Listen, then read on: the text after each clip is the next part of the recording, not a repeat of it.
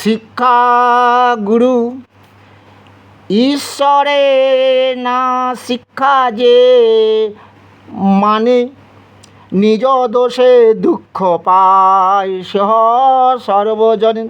গীতা হচ্ছে কলি কলুষ নাশ হোক। ঘরে ঘরে যদি গীতা পাঠ হতো, হরিনাম সংকীর্তন হতো, তাহলে কি কলির প্রভাব এত ভব বা রূপ ধারণ করে আমাদের ধ্বংসের দিকে নিয়ে যেত? কলিযুগে ধর্ম হয় নাম সংকীর্তন, চারি যুগে চারি ধর্ম জীবের কারণ।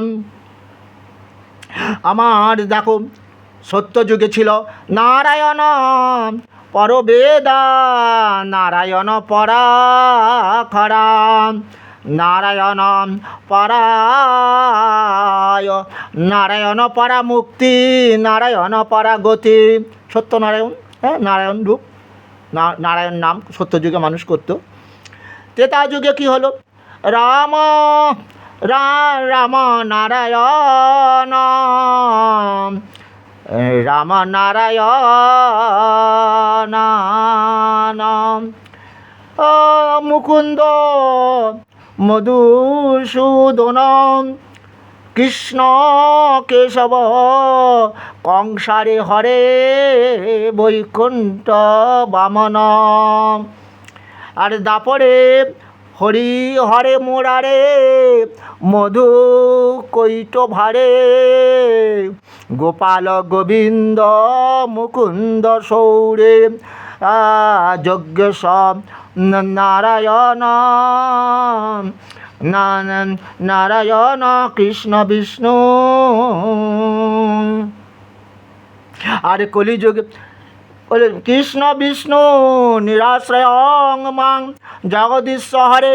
হ্যাঁ, আমরা দাপর যুগেরটা একটু বলি। হ্যাঁ, হরে হরে মোরারে, মধু কৈট ভারে, গোপাল গোবিন্দ মুকুন্দ সৌরে, যজ্ঞেশ নারায়ণ কৃষ্ণ বিষ্ণু নিরাশ্রয়ং মাং জগদীশ হরে। আমরা কলিযুগে নাম যজ্ঞ ছাড় আর কোনো ধর্ম কইলে নাই হবে জীব পার। রাত্র দিন নাম লয় খাইতে শুইতে, তাহার মহিমা বেদে নাই পারে দিতে। আমাদের স্বল্প আয়ু, খেতে খেতে মৃত্যু হবে, তাই বেদে আছে ধনযজ্ঞ, পুত্রযজ্ঞ, শান্তির যজ্ঞ, যা যজ্ঞ করবে না খেয়ে করবে।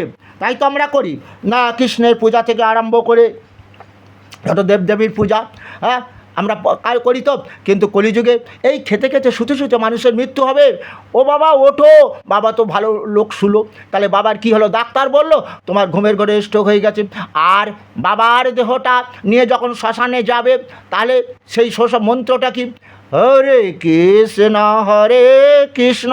তাহলে সেই মন্ত্রটা যদি বাবা শুতে শুতে একটু গেয়ে থাকতো, সেটাই তো বেশি কাজ হবে গো।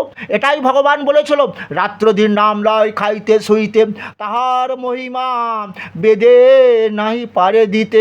তাই তোমরা খেতে খেতে শুতে শুতে পরম সেই মহামন্ত্র হরিনামটা গাও। তাহলে যদি যে কোনো মুহূর্তে মৃত্যু হোক, দেহের মৃত্যু হবে, আত্মার মৃত্যু হবে না।